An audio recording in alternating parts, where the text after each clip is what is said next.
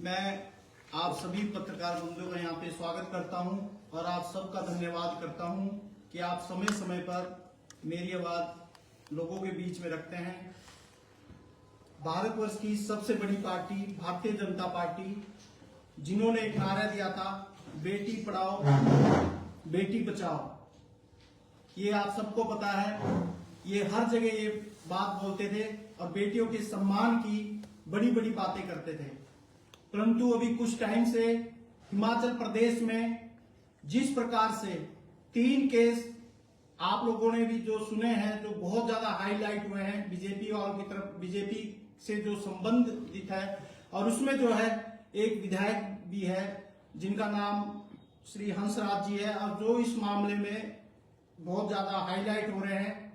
परंतु आज इनके जो बीजेपी के विधायक है, सांसदगण है, कोई भी है, सब चुप बैठे हैं।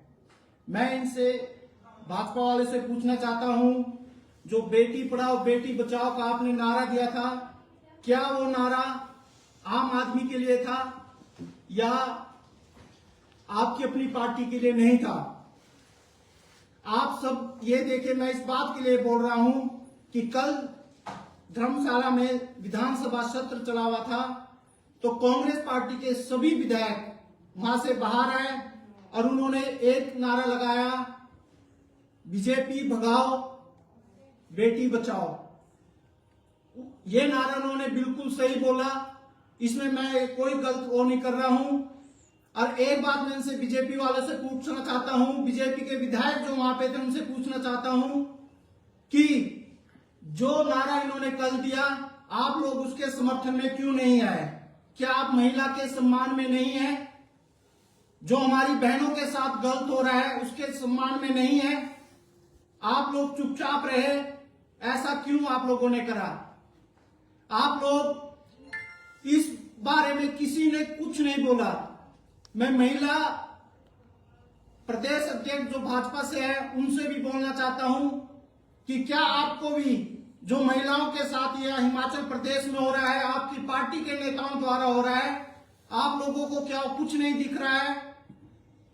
और हमारे सिरमौर से ही हिमाचल प्रदेश के अध्यक्ष है भाजपा के, जो ऐसे बड़ी बड़ी बातें भी करते हैं, बोलते भी बहुत अच्छा है, श्री राजीव बिंदल जी, वो भी इस मामले में बिल्कुल चुप है। इस बात से ये साफ दिखता है कि भाजपा जो है वो महिला के सम्मान में बिल्कुल भी नहीं है।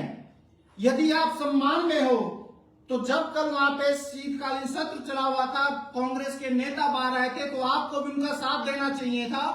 और जो आपके विधायक ने एक नाबालिग लड़की के साथ ये गलत काम करा है, उसको पार्टी से बाहर निकालने की पैरवी करनी चाहिए थी।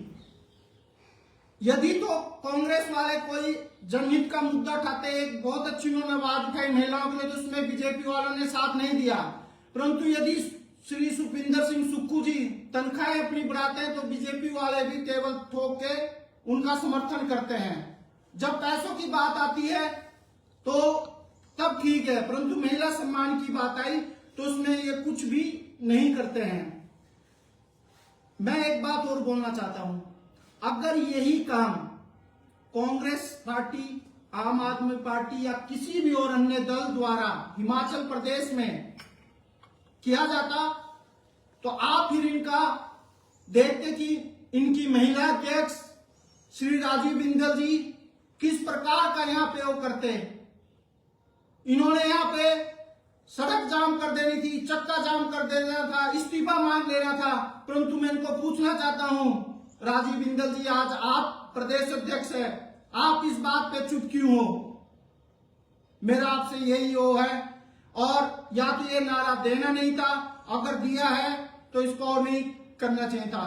जयराम ठाकुर जी भी आज चुप है, विधानसभा में दूसरी बातें उठाते हैं। मैं मानूंगा भाजपा के विधायकों को, जयराम ठाकुर जी को, यदि वो महिला सम्मान की बात करेंगे और अपने जो विधायक है हंसराज जी, उनके खिलाफ एक वो बनाएंगे कि इनको पार्टी से बाहर करो और इनके ऊपर सख्त से सख्त कार्रवाई करो।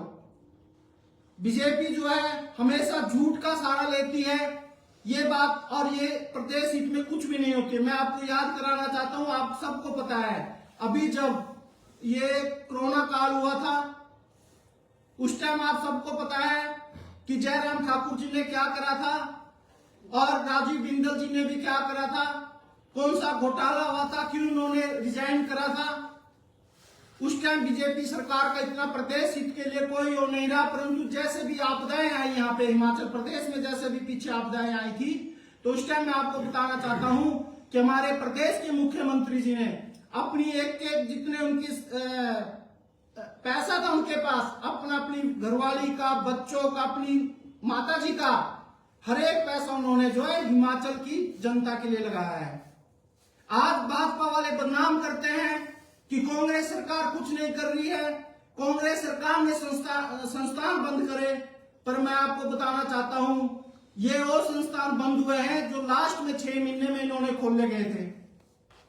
आज आप सबको पता है इन लोगों ने जब इनका जाने का टाइम फिर था कि अब हम आने तो नहीं है, हमने कोई काम नहीं करा, तो इन्होंने ऐसी रेडियो यहाँ पे बांटी है।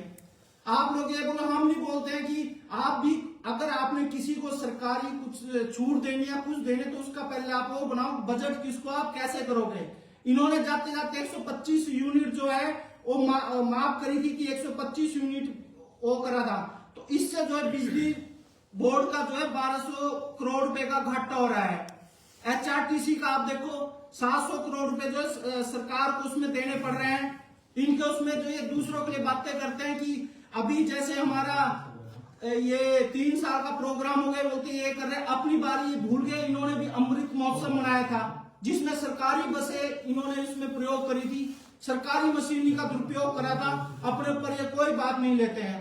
तो मेरा आप सभी से ये है, और मैं अपने प्रदेश के मुख्यमंत्री जी से भी और भारत देश के प्रधानमंत्री श्री नरेंद्र मोदी जी से भी यही गुजारिश करना चाहूंगा कि महिलाओं के साथ जो उत्पीड़न हो रहा है, महिलाओं के साथ जो बलात्कार, रेप केस हो रहे हैं, इसके लिए एक ऐसा कानून बनाया जाए कि दोषी को सख्त से सख्त सजा और उसको जो है फांसी की सजा होनी चाहिए, नहीं उसको बीच ग्राउंड में खड़ा करके पत्थर मार के उसको मौत के घाट उतारना चाहिए, ताकि आगे से कोई भी ऐसा काम करे तो उसको सोचने से पहले ये वो करे।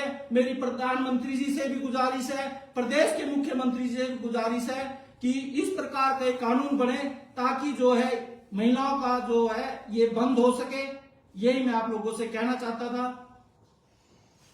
आप महिला सम्मान की बात कर रहे हैं, तो बस का किराया तो आपकी सरकार ने बंद कर दिया है, तो आप कैसे कह रहे हैं ये बात? मैंने अभी आपको ये बात बताई है कि जो इन्होंने बस का जो किराया था वो इन्होंने लास्ट टाइम इन्होंने ये करा था, तो आज आप ये बात देखो ना कि सरकार को कितना घाटा हो रहा है। HRTC को जो है सरकार जो है 700 करोड़ रुपए अपनी तरफ से दे रही है, तो ये जो घाटा ये फिर आम आदमी पे ही पड़ेगा।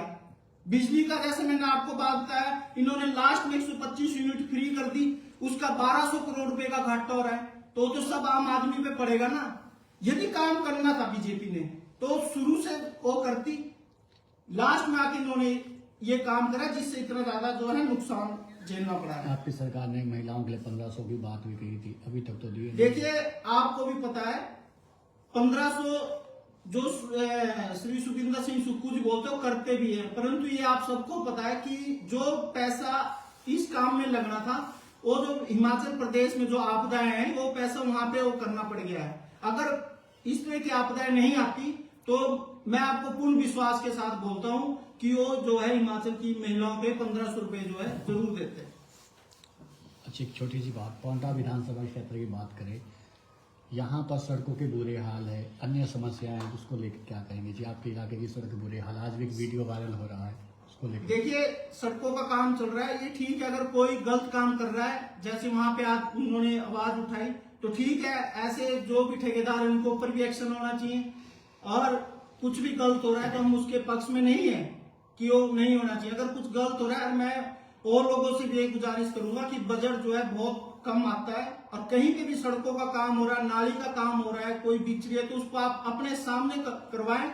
और अगर उसमें आपको कुछ भी गलत हो रहा है तो आप लोग हमें भी बोलो, हम आगे वो बात करेंगे। और जो भी ठेकेदार होगा, प्रशासन अधिकारी होगा, हम उसके खिलाफ सख्त से सख्त कार्रवाई करने के लिए लिखित में आगे बातचीत करेंगे। चौहान जी, आपने